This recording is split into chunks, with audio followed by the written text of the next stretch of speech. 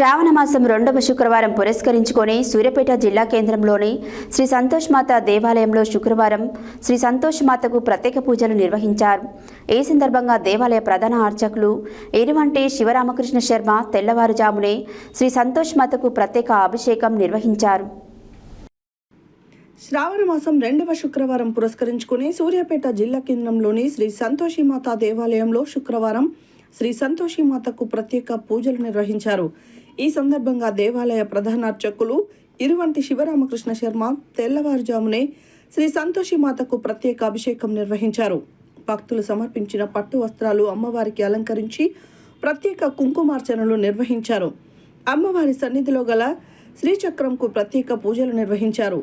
అనంతరం శ్రీ సంతోషి మాత ఉద్యాపన వ్రతం నిర్వహించారు. అమ్మవారికి వడిబియ్యం పోశారు. భక్తులు అధిక సంఖ్యలో పాల్గొని అమ్మవారిని దర్శించుకొని చీరలు రవికలు సమర్పించి కొబ్బరికాయలు కొట్టి మొక్కులు చెల్లించుకున్నారు. ఒకరికి ఒకరు వాయినాలు ఇచ్చిపుచ్చుకున్నారు. అమ్మవారిని ప్రత్యేక ఊయలలో పవలింపు సేవా కార్యక్రమం నిర్వహించారు. సాయంత్రం వేళ వైభవ లక్ష్మి వ్రతం నిర్వహించారు.